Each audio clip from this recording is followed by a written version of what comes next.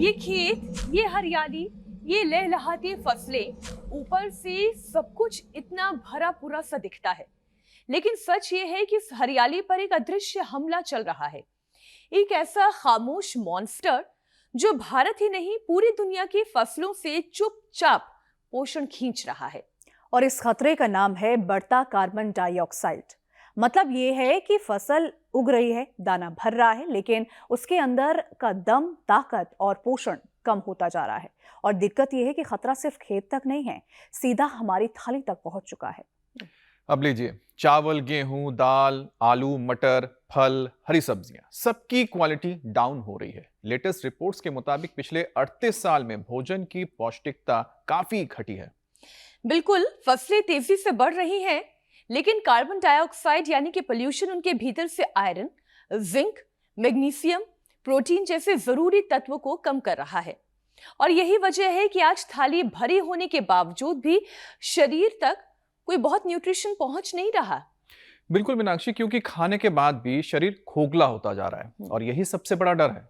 हम खा तो सब कुछ रहे हैं, बच्चों को खिला भी रहे हैं, लेकिन शरीर को वो पोषण नहीं मिल रहा जो अच्छी सेहत के लिए जरूरी है। और जब प्रॉपर न्यूट्रिएंट्स नहीं मिलते तो सबसे पहले असर इम्यूनिटी पर दिखता है। जिंक कम हुआ तो सर्दी जुकाम, स्किन इन्फेक्शन का खतरा बढ़ सकता है। आयरन अगर शरीर में घट गया तो एनीमिया का खतरा है। और खासतौर पर महिलाओं और बच्चों में थकान, चक्कर, सांस फूलना और प्रेगनेंसी में भी कॉम्प्लिकेशन जैसी परेशानियां सामने आती है। प्रोटीन और मैग्नीशियम कम हुए तो मांसपेशियां कमजोर होंगी, हड्डियों की ताकत घटेगी और दिल की धड़कन पर भी असर दिखाई देगा। और बात यहीं खत्म नहीं होती। जब भोजन में कैलोरी ज्यादा हो और पोषण कम हो तो शरीर मोटापे, इंसुलिन रेजिस्टेंस और मेटाबॉलिक सिंड्रोम की तरफ बढ़ता है। यानी कि आगे चलकर type 2 diabetes, high blood pressure, fatty liver, heart disease, stroke, कमजोर हड्डियां और जोड़ों की परेशानी जैसे खतरे ट्रिगर हो सकते हैं। तो चलिए आज योग गुरु स्वामी रामदेव से सीखते हैं और समझते हैं आखिर क्या है इसका निदान, ताकि कार्बन के इस अदृश्य खतरे के बीच भी शरीर तंदुरुस्त रहे, पोषण मिलता रहे, अच्छा योगाभ्यास हो। स्वामी जी बहुत बहुत स्वागत आपका। प्रणाम। प्रणाम स्वामी जी। स्वामी जी। बहुत बहुत प्रणाम। आपका हम स्वागत कर रहे हैं यमकेश्वर से, वेदालय पतंजलि वेलनेस से, और वृक्षासन, ताड़ासन, तिर्यक ताड़ासन, त्रिकोणासन, कोणासन, पादहस्तासन, योगिक जोगिंग, सूर्य नमस्कार, पावर योग से यहाँ से कार्यक्रम शुरू हो रहा है। और मेरे साथ यहाँ हिमालय पर बहुत से देवात्माएं चढ़े हुए हैं, देवियाँ भी, आप सबका भी अभिनंदन है। और हाँ, बहुत बड़ा विषय आपने चुना है। मनुष्य तो कुपोषण का, माने मेल फीमेल तो कुपोषण का शिकार है ही। शाक, सब्जियां, अनाज भी कुपोषण के शिकार हो गए। जो पोषण हमें गेहूं से, चावल से, लौकी से, तुरई से मिलना चाहिए, अलग अलग प्रकार के न्यूट्रिएंट्स, माइक्रो न्यूट्रिएंट्स, उनमें भी पूरे नहीं। माने गेहूं की, चावल की मात्रा तो बढ़ गई, अब लौकी में इंजेक्शन लगा के उसको तो बड़ा कर दिया। अभी लौकी हमारी उधर उठा के लेके भाई साहब, ठीक है, कोई नहीं, मिलेगी आपको। तो जो है ये लौकी बड़ी अलौकिक है, इधर लाओ, बाद में मिलेगी। तो ये पहाड़ की लौकी में जो गुण होंगे, नीचे वाली लौकी में वो पोषक गुण पहाड़ों की दालें, अब अलग ही स्वाद है ना। और देखो, ये तो खुमानी, ये आड़ू, अब ये प्याज, पहाड़ी प्याज देखो कितनी तगड़ी तगड़ी है। और इसका स्वाद भी बड़ा अच्छा है। खैर चलो, तो मैं कह रहा था, गेहूं, चावल, शाक, सब्जियां, फल, इनकी मात्रा तो बढ़ गई, तो हमारा आहार भी कुपोषण का शिकार हो गया। और उस आहार को जिस मनुष्य ने खाया वो भी कुपोषण का शिकार हो गया।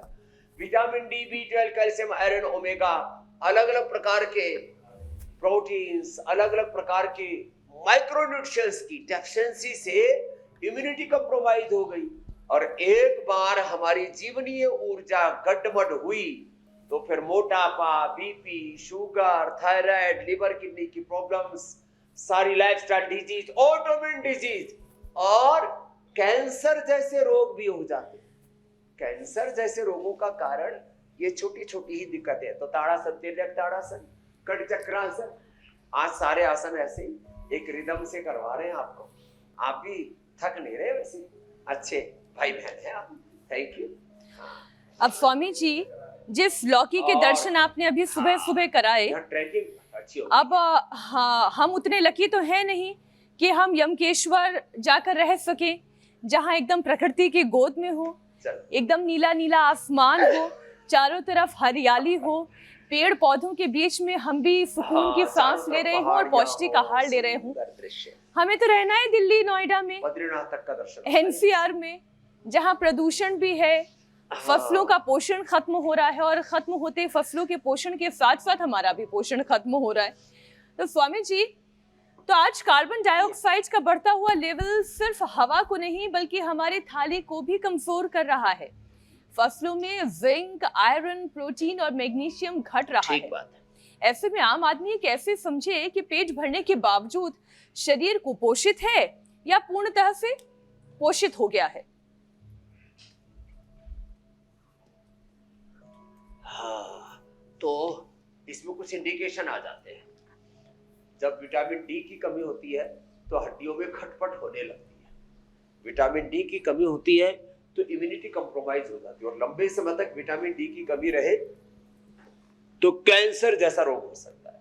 तो हड्डियों में खटपट, हड्डियां ऐसे करें ना तो कीर्तन सा करने लगे तो vitamin D, vitamin B12, calcium, phosphorus की कमी, अंदर से जो है शरीर में के मसल्स में ताकत नहीं है तो प्रोटीन की डेफिशिएंसी है अंदर से।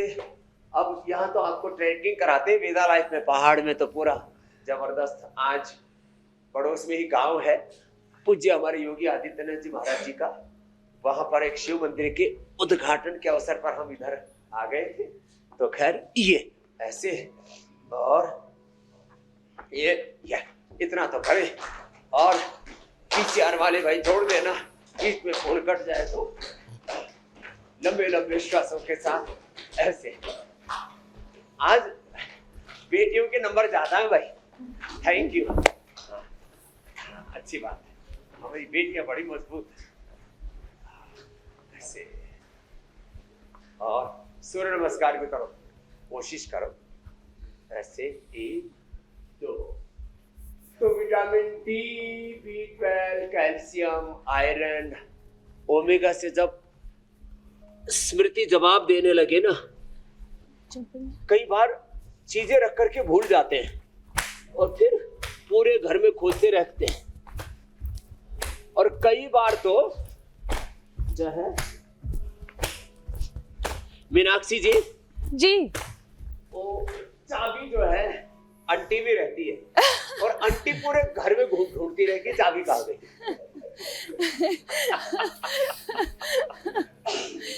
आंटी की आंटी में चाबी है और वो ढूंढ रही है पूरे घर में, ओमेगा की कमी हो गई। सच्ची, ये हंसी मजाक की बात नहीं। एक बार एक पत्नी अपने पति को भूल गई। आप कहेंगे कैसे? मतलब उसको डिमेंशिया हो गया। मैंने कहा ये कौन है? मुझे बोले मेरे को नहीं पता, ये मेरे को छोड़ता ही नहीं है, ये लेके घूमता रहता है। मैंने कहा मैं कौन हूँ? बोले मैं क्या जानू तो कौन है। तो फिर मुझे पता लगा इसके तो दिमाग में डिमेंशिया आ गया। तो ओमेगा की कमी से डिमेंशिया आ जाता है, और सारे पोषक तत्व कम हो जाए तो इम्यूनिटी कमजोर पड़ जाती है। 10-20 बार ऐसे करना, मजबूत रहनी चाहिए। घुटने आधा ही करो, और हम तो ऐसे खटाखट करते हैं, ऐसे ही हो, ऐसे ऐसे। चलो अब फिर उल्टा लेटो। ये आज तो आपको पूरा बलवानी बना के छोड़ेंगे। हाँ, कुछ बेटियां तो एकदम पहलवान जैसी है, ऐसा लगता है रेसलिंग करवा दो इनकी। अभी मैं ये कह रही हूँ स्वामी जी, शरीर को तो आप बलवान बना देंगे, क्या तुम? शरीर को तो स्वामी जी आप बलवान बना देंगे, लेकिन खेतों में खेतों की पड़ी हुई गोभी और खेतों में उग रही लौकी, क्या इसे भी बलवान बनाने का कोई तरीका है? क्योंकि हम खा तो रहे हैं गोभी, लौकी, कद्दू, तोरी, टिंडा, मटर, कुछ नहीं छोड़ रहे हैं। हाँ। लेकिन उसके बावजूद पोषण अगर शरीर को पूरा नहीं मिल पा रहा है तो खाया पिया तो सब बेकार गया। तो शरीर को तंदुरुस्त बनाने के साथ साथ फसल को तंदुरुस्त बनाने का भी तो कोई तरीका होगा। इसके लिए तरीका है गो और गो आधारित खेती, गोबर गोमूत्र पर आधारित खेती। हमने अपने खेतों में, आपकी जानकारी के लिए बताते हैं, 2 गुना 3 गुना और कुछ फसलें तो 5 गुना तक लेते हैं। हमारे 1 एकड़ में 1 लाख से लेकर के 5 लाख की पैदावार होती है। लोग कहते हैं जी खेत में फसल ही नहीं हो रही, यूरिया डीएपी डाल डाल के खेतों को हमने बंजर बना दिया है। दोनों हाथ देखो, कोनिया मिला के ठोड़ी के नीचे और कोनिया पास में, ऐसे कितना अच्छा है ना। तो हमने टेस्ट किए हैं, हमारे पास लैब है, कितना किसमें न्यूट्रिशन वैल्यू, एक प्रकार के माने ये इस खुमानी से लेकर के, है ना। अब देखो, अब ये भी पुष्ट है, अब इसको खाओ, बड़ी रसदार है, बड़ी मीठी है। खाली मीठी नहीं है, 100 से लेकर के 1000 फूड एंड मेडिसिनल कंपाउंड। तो हमने देखा जो ऑर्गेनिक साग सब्जियां फल हैं उनमें न्यूट्रिशन वैल्यू पूरी होती है। जो यूरिया डीएपी से कुछ चीजों को बढ़ा तो लेते हैं लेकिन उनका पोषण खत्म हो जाता है। तो ये भोग लगाने से एनर्जी भी पूरी आ गई। हाँ स्वामी जी, आप भोग का जिक्र कर रहे हैं तो हम थाली का भी जिक्र कर लेते हैं, क्योंकि स्वामी जी हर घर में जो थाली है उसमें चावल और गेहूं वो सबसे मुझे लगता है कि बड़ा आधार है हमारे भोजन का। लेकिन इन्हीं में स्वामी जी आयरन और नाइट्रोजन की कमी तेजी से बढ़ती जा रही है। तो जो लोग रोजाना रोटी चावल पर निर्भर हैं उन्हें अपनी डाइट में कौन से देसी फूड जोड़ने चाहिए ताकि पोषण की कमी जो है वो पूरी हो जाए स्वामी जी? एक तो 10 बार तो कम से कम ये साधारण दंड 10 बार ये पावर योग रोज करवा देते हैं। साइड में पैर ऐसे लाना, यूं, और अब तो यूं करते हैं, ये ऐसे ऐसे ऐसे ऐसे। स्वामी जी थाली में तो मुझे लगता है 2 रोटी और बढ़ जाएगी अगर इतना दंड लगाना पड़ा तो।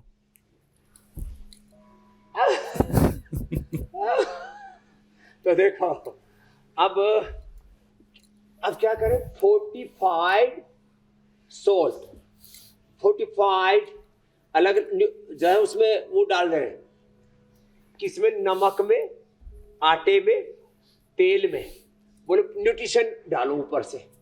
फिर वो सिंथेटिक डालते हैं तो उनका फिर शरीर पर बहुत अच्छा असर होता नहीं। सिंथेटिक दवाइयाँ, सिंथेटिक फिर विटामिन, फिर वो सब घी में, तेल में, आटे में, नमक में, फिर बोलो ऊपर से डालो। तो भैया व्यवस्था ऐसे बना लो ना। मैं तो चाहता हूं ये थोड़ा, अब कोई इसको राजनीतिक अर्थ मत लेना इसके, मैं तो चाहता हूं इस देश में से गौ हत्या बंद हो जाए और गाय के गोबर से, गोमूत्र से गो आधारित कृषि व्यवस्था, गो आधारित अर्थव्यवस्था, गो आधारित धर्म व्यवस्था, जीवन व्यवस्था लागू हो जाए।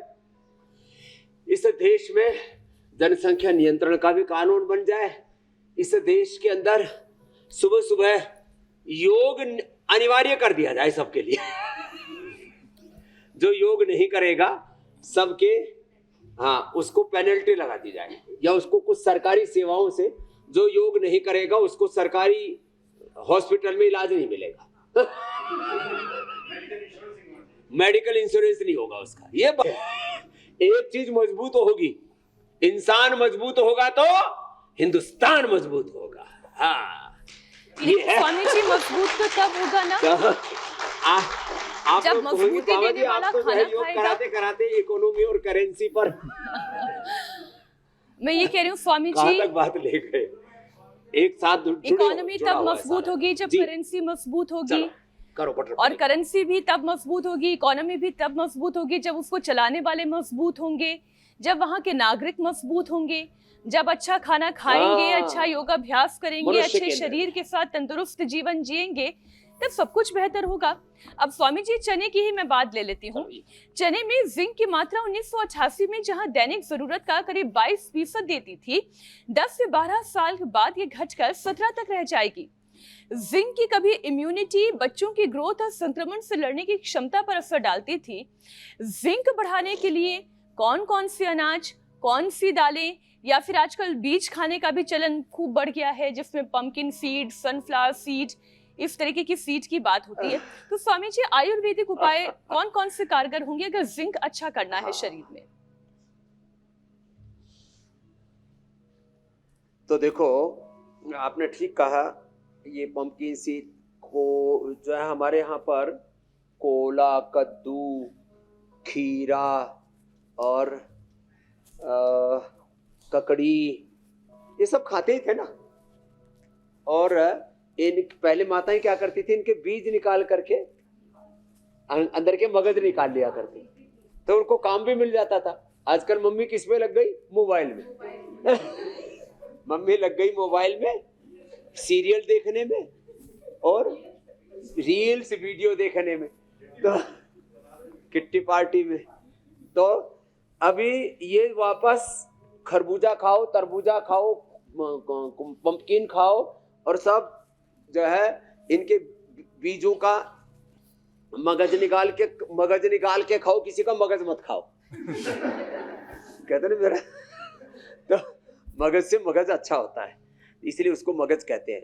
तो देखो, वैसे मैं बताऊं आपको मेरी बहन, दाल, रोटी, सब्जी, जो ओरिजिनल जो गेहूं है, ओरिजिनल जो चावल है, काला गेहूं, देसी बंसी गेहूं, अलग अलग तरह की जो देसी नस्ल की गेहूं होते थे ना, देसी नस्ल के सांठी चावल, काले चावल, बहुत तरह के लाल चावल, ये सब बंद हो गया। अभी तो पता नहीं चावल के नाम पर सफेद चावल, और वो भी लंबे लंबे चावल, और उस चावल में से ब्रान उतार करके तो उसका सब आत्मा तो निकाल दी, हम मुर्दा खा रहे हैं। मतलब हम जो मुर्दा खा रहे हैं वो तो अलग है, हम लोग अनाज भी जो खा रहे हैं ना, उसकी जो जीवंतता है, जीवनीय शक्ति है, उसके जो न्यूट्रिशंस है वो निकाल दिए जाते हैं। तो हम एक तरह से कचरा खा रहे हैं। तो ये जितने भी फ्रूट्स हैं, ड्राई फ्रूट्स हैं, मगज हैं, और सामान्य रूप से घरों में तेल है, फ्लैक्सीड है, पंपकिन है, ये तो सब मिल ही जाते हैं। खैर अब तो बाजार में भी मिलने लग गए।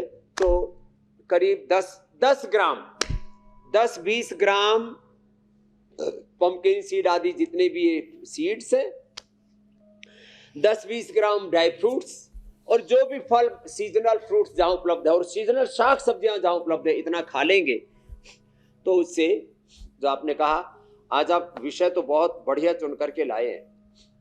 इंडिया टीवी रोज नए नए विषय रखता है स्वामी जी, और आप जो आज जगह चुनकर लाए हैं, जो कुपोषण का शिकार हो रहा है, उसका कारण है दालों में, शाक सब्जियों में, फलों में न्यूट्रिशन की कमी हो गई है। तो जो आज जगह स्वामी जी आप चुनकर लाए हैं ना, यमकेश्वर, इतनी खूबसूरत जगह है कि इसका तो जो भी व्यू दिखाई दे रहा है, और जो आसमान से इतना खूबसूरत उस पूरी पहाड़ी को कैप्चर करके दिखाया जा रहा है, मन कर रहा है यमकेश्वर पहुंच जाने का, लेकिन रहना नोएडा में ही है, क्या करें, रोजी रोटी स्वामी जी यहीं पर है, इसलिए यहीं के वातावरण को इतना सुंदर बनाना है। तो स्वामी जी, एक प्रश्न महिलाओं से जुड़ा हुआ। महिलाओं और बच्चों के आहार में आयरन में करीब 4% की कमी का अनुमान है, और इस पोषण की जब हम बात करते हैं तो जो ब्लड है, जो हीमोग्लोबिन है, उस पर थोड़ी बात करनी जरूरी है। एनीमिया अगर शरीर में हो जाए तो उससे थकान आना, चक्कर होना, सांस फूलना, और खास तौर पर जो गर्भवती महिलाएं हैं उनके लिए भी ये जो प्रेगनेंसी वाला खतरा है ये भी बढ़ा रहता है। तो स्वामी जी, आयरन की कमी से बचने के लिए सबसे आसान प्रोटोकॉल क्या अपनाया जा सकता है? ये जो आपने कहा ना मीनाक्षी जी, 4% आयरन कम हुआ अनाजों में, माने गेहूं में, रागी में, जवार में, बाजरा में, जितने भी अनाज हैं उनमें या शाक सब्जियों में 4% आयरन कम होने से 50% से ज्यादा स्त्रियों में, पुरुषों में, मेल फीमेल्स में आयरन की कमी हो गई। माने उधर तो प्रतिशत 2-4% और इधर 4% का सीधा 40-50% लोगों के अंदर आयरन की, खून की कमी। अब हमारा तो हीमोग्लोबिन रहता है 17.5, 17.5, और लोगों का हीमोग्लोबिन, लेडीज का 12, 10, 12, 14 और पुरुषों का 14, 15, बस। और किसी किसी का तो 10, 12 पर ही अटका रहता है। तो देखो, आप एक तो मंडूकासन करना, एक पवन मुक्तासन करना, और आयरन बढ़ाने के 10 उपाय बताता हूं। अनार, गाजर, चुकंदर और इसी के साथ थोड़ा मुनक्का, खजूर, अंजीर थोड़ा सा ले लो। सुबह सुबह गन्ने का जूस पी लो, आयरन बढ़ जाएगा। गुड़ खा लो थोड़ा सा। अब सर्दियों के अंदर गुड़ शक्कर ना रात को पानी में भिगो के उसका पानी बना के तो गर्मी निकल जाती है गुड़ की, शक्कर की। शहद गर्म होता है, ठंडे पानी में ले लो, उसकी गर्मी निकल जाती है। पवन मुक्तासन करो। चलो, तो दूसरा उपाय, रागी, जवार, बाजरा, मिलेट्स खाओ, इससे आयरन बढ़ता है। तीसरा उपाय हमने तो आयरन कॉम्प्लेक्स, हीमोग्रिट वटी और लोहा सब आदि बताया, उससे आयरन बढ़ जाता है। लीवर किडनी के फंक्शन अच्छा करने के लिए लीवोग्रिट, रीनोग्रिट खाओ, उससे। और फिर भी किसी का नहीं बढ़ता हो तो यहाँ पंचकर्म षटकर्मा के लिए संघ प्रक्षालन, कोलोन थेरेपी, बस्ती आदि कराने के लिए आ जाओ पतंजलि वेलनेस योगाग्राम निरामय में। 8954666111 नंबर भी हम इसलिए बता देते हैं कई लोग डिजिटल फ्रॉड के शिकार ना हो जाए। तो हीमोग्लोबिन बढ़ाने के लिए खुश रहो। जो खुश रहते हैं उनका हीमोग्लोबिन अच्छा रहता है, चमकते दमकते रहते हैं, चेहरे पर नूर भी भरपूर रहता है। तो लीवर ठीक होना चाहिए, किडनी के फंक्शन अच्छे होने चाहिए, वहां से एरिथ्रोपोइटिन जो है वो जिम्मेदार है हीमोग्लोबिन बढ़ाने के लिए। जो भी खाना खाते हैं वो हजम हो जाना चाहिए। पवन मुक्तासन, उत्तान पादासन आदि करने से लीवर और आंतें अच्छी होंगी, उससे हीमोग्लोबिन अच्छा रहेगा। फिर हीमोग्लोबिन के लिए हरी साग सब्जियां बड़ी अच्छी होती है, उसका सेवन करो। और जो सुबह उठ करके आंवला, एलोवेरा, गिलोय, गोधन और कहनी पी लेते हैं, उनका तो हीमोग्लोबिन एकदम 100% अच्छा रहता है। घर में जो लोहे की कढ़ाई में खाना बनाते हैं जी, उनका हीमोग्लोबिन अच्छा रहता है। लो, मैं 3 बातें तो चीजें स्वामी जी छोटी-छोटी हैं, इसमें जो खाने की है इसका वो असर पूछना चाह रही हूँ आपसे बहुत गहरा होता है। कि अगर कोई नियमित रूप से एक सेब अपने डाइट जी। में शामिल करे, और खासतौर पे क्योंकि यहाँ पर बच्चों की भी बात हुई तो इसलिए मैं पूछ रही हूँ, एक केला अपने डाइट में शामिल करे और थोड़ी सी किशमिश दिन के किसी भी वक्त, तो क्या स्वामी जी उसमें आयरन की डेफिशिएंसी से बचा जा सकता है? एक केला, एक सेब और थोड़ी सी किशमिश। हाँ, फ्रूट्स में केला और जैसे आपने बताया सेब, अनार, ये हीमोग्लोबिन को तुरंत बढ़ा देते हैं। कुछ प्रत्यक्ष रूप से, कुछ परोक्ष रूप से बढ़ाते हैं। तो ये पवन मुक्तासन, उत्तान पादासन, पादांगुष्ठानासा स्पर्शासन, सेतुबंध आसन भी बहुत जरूरी है, इसलिए करवा रहे, इससे भी हीमोग्लोबिन बढ़ता है। तो एक सेव, एक बग्गू गोसा, अरे अमरूद खा लो। जिनको सेव महंगा पड़ता है ना, तो अमरूद तो सस्ता पड़ता है आजकल। तो अमरूद भारत में खूब होने लगा, पहले तो चाइना से, इंडोनेशिया से, और नहीं कहां से, ताइवान आदि से आता था, ताइवानी वो मोटा मोटा चाइनीज। तो अमरूद जो गुण सेव में होते हैं लगभग उसी से मिलते जुलते गुण सेव में जो गुण होते हैं वही केला में, अमरूद में होते हैं, अनार में होते हैं, और वही अपने गाजर में और चुकंदर में होते हैं। तो जिसको जो सुलभ हो जाए उसी का प्रयोग कर लेना चाहिए। चलो उठे, लेट जाओ, मकरासन। अब स्वामी जी मैं प्रोटीन की बात कर लेती हूँ। तो अब आज के बाद हीमोग्लोबिन किसी का कम नहीं मिलेगा। और स्ट्रॉ लगा के जिनका हीमोग्लोबिन बढ़ा हुआ है उनका चूस लेने से आपके शरीर का हीमोग्लोबिन नहीं बढ़ेगा। आपके अगर शरीर में हीमोग्लोबिन की कमी है तो खुद ही उस पर मेहनत करनी पड़ेगी, दूसरों का खून चूसने से नहीं होगा। अच्छा स्वामी जी, प्रोटीन की बात हम कर लेते हैं, क्योंकि हमारे शरीर में जितना भी मसल हम देख रहे हैं वो प्रोटीन की वजह से है। बाल हो गए, नाखून हो गए, इसमें कैल्शियम की भी इंपॉर्टेंट भूमिका है। लेकिन स्वामी जी, प्रोटीन की कमी से मांसपेशियों का कमजोर होना और किसी भी चोट के लग जाने पर फिर रिकवरी का स्लो होना और उम्र बढ़ने के साथ साथ कमजोरी भी शरीर में ज्यादा दिखाई देती है। अब लोग ये कहते हैं कि भाई मांसाहारी भोजन से प्रोटीन की डेफिशिएंसी बड़ी जल्दी दूर हो जाती है, लेकिन ऐसा अगर है तो फिर हाथी शाकाहारी रहकर इतना मजबूत मसल वाला जानवर कैसे बन जाता है? तो स्वामी जी, प्रोटीन प्लान ये एकदम आपने बढ़िया उदाहरण दिया हाथी, हमारे साथी का। और मीनाक्षी जी शुद्ध शाकाहारी हैं, स्वामी रामदेव शुद्ध शाकाहारी है, और हमारे मसल्स में कहीं कमजोरी नहीं है। तो शाकाहारियों को दूध से, दही से, छाछ से और जितने भी मिलेट्स हैं उनसे, दालों से और सोयाबीन से तो 52% तक प्रोटीन मिल जाता है। और जितने भी दालें, मटर, उसमें भी पूरा भरपूर प्रोटीन होता है। हमने तो जो है वेगन प्रोटीन के रूप में प्लांट बेस्ड प्रोटीन का भी विकल्प तैयार कर दिए, सब दाएं तरफ रखे हुए हैं सब। खैर, तो मैं आपसे बात ये बताना चाहता हूं कि सारी कमी पूरी हो जाएगी, बस एक चीज करो। प्रोटीन के लिए तो दालें, 1 कटोरी दाल, कोई भी दाल जिसको जो हजम हो जाए। अब मान लीजिए किसी को राजमा हजम नहीं होता, छोले हजम नहीं होते, चने हजम नहीं होते, तो मूंग की दाल हजम होती है ना। और मिक्स दाल, हमको तो सबसे प्रिय है मिक्स दाल। वैसे उत्तर प्रदेश में और खास करके पश्चिम उत्तर प्रदेश में खाते हैं लोग उड़द की दाल, घोट करके ऊपर से घी डाल के गच्च माल खाते एकदम। हाँ, ये उत्तर प्रदेश वाले उड़द की, और बाकी दक्षिण भारत में, पश्चिम भारत में किसकी? ये अरहर की। क्या बोलते हैं उसको अंग्रेजी में? तुअर दाल तो ऐसे उसमें बोलते हैं। अरे जो है अरहर। स्वामी जी, मुझे भी नहीं ध्यान आ रहा है। तो आपने ऐसा सवाल पूछ लिया। ये चने को तो चिक पीस कहते हैं।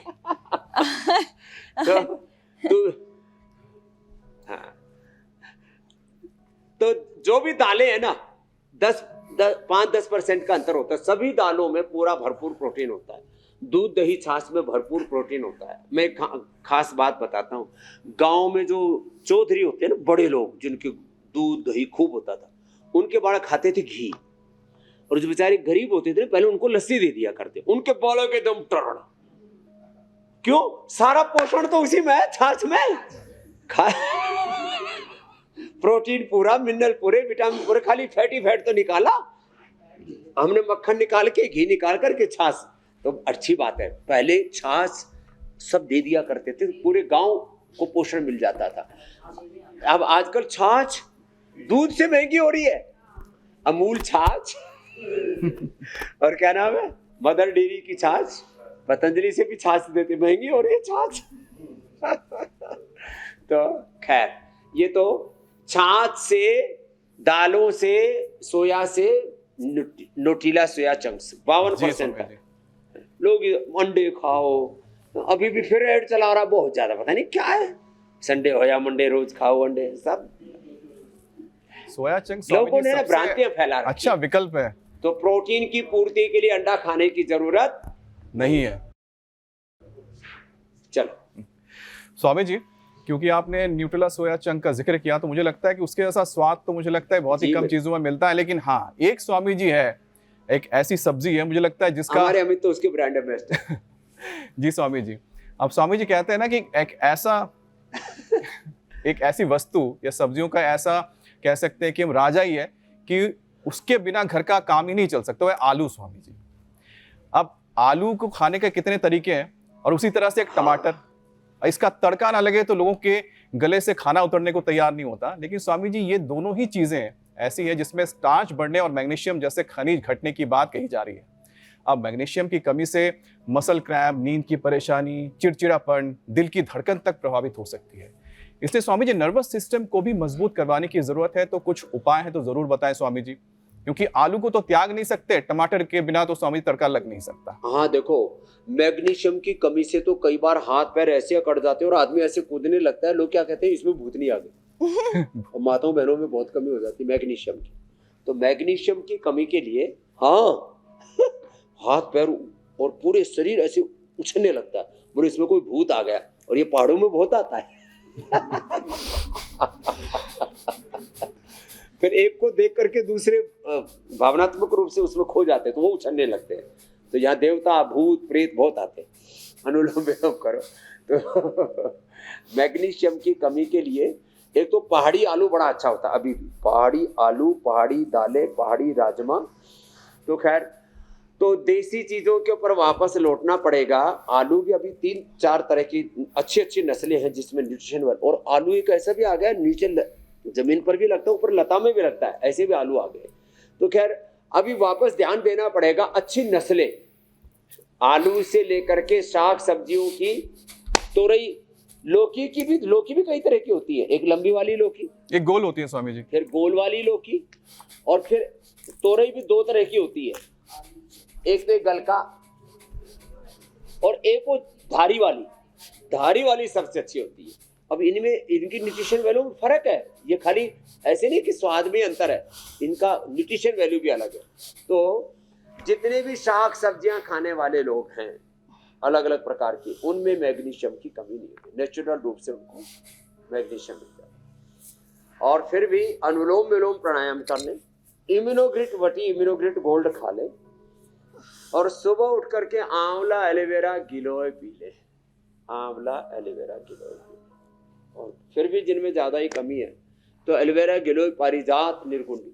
पारिजात तो जब समुद्र मंथन हुआ तो उसमें से एक रत्न है, हर घर में पारिजात है। जो पारिजात खाएंगे उनको जिंदगी में कभी मैग्नीशियम की कमी नहीं होगी, कभी कैल्शियम की कमी नहीं होगी, कभी जोड़ों में दर्द नहीं होगा, कभी अर्थराइटिस नहीं होगा। पारिजात के फूल और पत्ते थोड़े से बस कूट करके थोड़ा सा रस ऐसे ही आप ऐसे ही पी लो, नहीं तो मैं तो कहता हूँ एलोवेरा, थोड़ा पारिजात, थोड़ा निर्गुंडी का रस निकाल करके, थोड़ा सहज रहे कि थोड़ा सा, ज्यादा होने पर थोड़ा तीखा सा लगता है, उसका रस निकाल करके रोटी में डाल दो, जैसे पालक मेथी आदि डालते हैं ना, ऐसी चीजें कर लो, थोड़ा थोड़ा चेंज ले आओ। अब पहले तो हमारे यहाँ करते थे ऐसे, आटे के अंदर ये सब चीजें मिला दिया करते। आटे के अंदर थोड़ा सा ज्यादा पौष्टिक बनाना हो तो उसमें दूध में आटा गूंद दिया करते, ऊपर से 1 चम्मच घी डाल दिया उसमें, उसको गांव में मूड़ बोलते, मूड़ डाल, और फिर वो जो क्या गजब पौष्टिक आहार तैयार हो जाता है। कोई ये डब्बा बंद पाउडर खाने की जरूरत नहीं, और डब्बा बंद भी खाना है तो नेचुरल वाला खाओ। हमने न्यूट्रिला कि ये सारे प्रोटीन पाउडर, सारे vitamin D, B12, calcium, iron, omega सब उपलब्ध करा दिए, और नेचुरल, और वो भी बहुत ही अफोर्डेबल प्राइस में। तो एमवीओ जैसी कंपनी महंगा बेच रही थी, 5-5, 10-10 गुना महंगा बेच रही थी नेचुरल के नाम। अब स्वामी जी अनुलोम विलोम ये जबरदस्त है, कपालभाति, अनुलोम विलोम, 2 प्राणायाम तो कतई नहीं छोड़ना।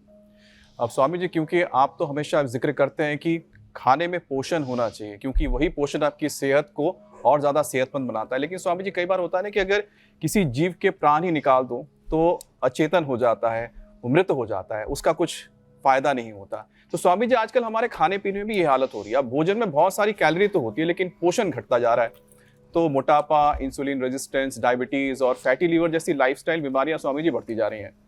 अब भरा पेट लेकिन खाली पोषण से होने वाले मोटापा, लीवर की परेशानी और शुगर को बैलेंस रखने के लिए भी स्वामी जी एक सेशन हो जाए, ताकि कम से कम पोषण ना मिले तो कम से कम योग से हम अपने स्वास्थ्य को तो बेहतर बना ये लें। 3 चीजों का इलाज बता देता हूँ जी।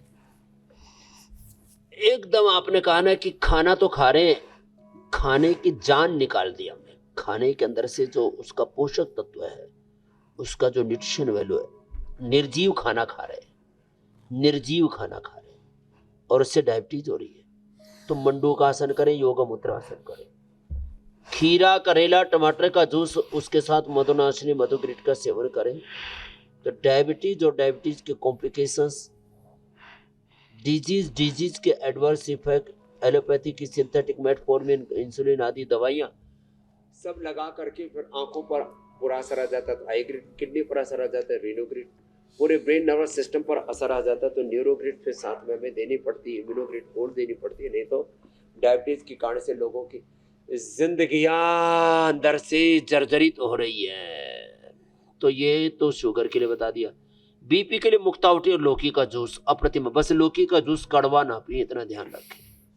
रही बात ओबेसिटी के, तो मेदोहर, वेटगो, गोधन, अर्क का प्रयोग, और थोड़ा शाक सब्जियां, फल ज्यादा खाएं, मीठा, तीखा, तला, पता नहीं क्यों आदमी जीभ का चटोरा हो रखा। अच्छा पता है, थोड़ी देर का स्वाद, जिंदगी भर का बोझा, दुख, थोड़ी देर का मजा, जिंदगी भर की सजा। फिर भी मानते नहीं हम लोग। मंडूकासन, पवन मुक्तासन, दिल है कि मानता नहीं ये स्वामी जी। ओबेसिटी के लिए, तो ये तो हमें करना ही पड़ेगा। जी मेरे भाई। स्वामी जी अब दिल की बात कर ही दी है और अमित का दिल मानता नहीं है तो इसको भी मनाएंगे। और जो पोषण की कमी की वजह से लोगों के दिल पर असर पड़ रहा है, अमित मैं आपकी बात नहीं कर रही, दूसरों की बात कर रही हूँ, जिनका दिल कमजोर है उनकी बात कर रही हूँ। तो Swami G magnesium, potassium, iron और प्रोटीन की कमी से जो थकान शरीर में आती है, बीपी का ऊपर नीचे होना, हार्ट रेट का इरेगुलर होना और कार्डियोवैस्कुलर रिस्क का बढ़ जाना, तो स्वामी जी एक ही में बहुत सारी बातें मैंने इंक्लूड कर ली हैं। तो ये बताएं, जो ऐसे खूबसूरत वातावरण में नहीं रह रहे हैं, धूल धूसरित प्रदूषण के वातावरण में रह रहे हैं, उसी में अपने आप को संभालने की कोशिश कर रहे हैं, तो उनके हार्ट हेल्थ के लिए 3 खान पान अभ्यास। से लेकर अभ्यास। एक तो ऐसे बैठ करके योग कर ले। हार्ट के लिए अर्जुन की छाल, दालचीनी ले, और अर्जुन की छाल दालचीनी का काढ़ा बना करके उसमें 1 बूंद शिलाजीत की डाल लें। और आजकल गर्मी आ गई तो थोड़ा ठंडा करके काढ़ा पी ले, सर्दियों में गर्म करके पी ले। खाने के बाद ये जो है हृदयामृत और अर्जुनारिष्ट खाली पेट काढ़ी होगी। और जिनको अर्जुन के छाल दालचीनी उबालने में थोड़ा सा झंझट होता है, अकेले हैं, भागदौड़ बहुत रहती है लाइफ में, तो आप एक तो ये, और फिर देखो एक ये ऐसे ये अभ्यास, और खड़े होके ताड़ासन जहाँ से शुरू किया था हमने, और फिर ये गोमुखासन हो जाए तो यह हार्ट के लिए बेस्ट, और स्ट्रक्चरल बैलेंस के लिए भी। खाली पेट कार्डियोग्रिट खाने के बाद हृदयामृत, अर्जुनारिष्ट या अर्जुन घनवटी और लौकी का जूस अप्रतिम है, तो हार्ट के ब्लॉकेज को अंदर से धो करके निकाल देता है, झाड़ू सी मार देता है, इतना जबरदस्त है। बस लौकी का जूस कड़वा नहीं होना चाहिए। कुछ लोग छिलका उतार देते हैं, छिलके में विशेष गुण होते हैं, मतलब इसका छिलका उतारने की क्या जरूरत है, लेकिन बस सीख रखा छिलका उतारना है। लौकी का छिलका, तोरी का स्वामी जी छिलका, लौकी उतनी मुलायम होनी भी तो चाहिए कि उसका छिलका रख लिया जाए। आजकल जो शहरी इलाकों में लौकी आ रही है स्वामी जी, कढ़ाई में 5 मिनट में पक जाने वाली ग्रामीण लौकी, और शहरी इलाकों में कुकर में भी पकाने पर लौकी नहीं पकती है। स्वामी जी वाकई में यहाँ की सच्चाई है, इतनी खराब वाली लौकी आपने नहीं खाई हो होगी। गई है जो आजकल बाजार में आती है ना, वो उसमें घट्ट हो गई, बीज उसमें बहुत, तो कच्ची लौकी ले। और ज्यादा वजन बढ़ाने के चक्कर में कि भाई वजन ज्यादा बढ़े मिलेगा, रेट ज्यादा मिलेगा, पैसे ज्यादा मिलेंगे, लौकी बहुत ज्यादा कच्ची, बहुत ज्यादा पक्की नहीं, बीच वाली ऐसी चाहिए। अब देखो इसमें से वो निकल रहा है। अब स्वामी जी इसके लिए तो ऑर्गेनिक और देसी लौकी लानी होगी ताकि छिलका भी खा सके। क्या बात है, ये तो कई दिन के बाद देखा। नाखून मारे ना मैंने, पहले ऐसे लौकी देख करके लाते थे ना, तो ऐसे टंच मार करके नाखून देखते मार थे के ये कैसी है। अब इसमें तो कच्ची है। तो लौकी, तोरई, ककड़ी, अब ये सब चीजें दरअसल क्या है ना, अब जैसे ये काकड़ी कितनी अच्छी है ना, एकदम पता ही दिख जाता है, जिसके बीज मोटे मोटे से हो, काकड़ी फिर भी चल जाएगी, काकड़ी खीरा ये नहीं चलेगा। ये तो मतलब अलग ही तरह का मामला हो जाता है। स्वामी जी तो जिंक, और आयरन, सदा खुश रहे। अब स्वामी जी खुश यदि रहना है तो उस खुशियों की चाबी कहाँ पर है, किसकी कमर पर लटकी हुई है जो भूल के पूरे घर में घूम रही है, तो स्वामी जी वो खुशियों की चाबी तो उसे लौटानी होगी। लेकिन हाँ, अगर किसी की सेहत खो गई है, किसी का स्वास्थ्य खो गया है, तो वो कैसे लौटाना है ये तो तरीका आप बता ही रहे हैं। तो मैं एक ओवरऑल पैकेज आपसे बच्चों से जुड़ा हुआ पूछ लेती हूँ।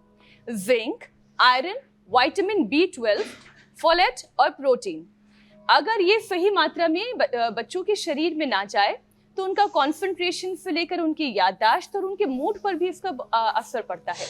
तो स्वामी जी बच्चों के लिए सही डाइट, सही रूटीन और सही योगाभ्यास।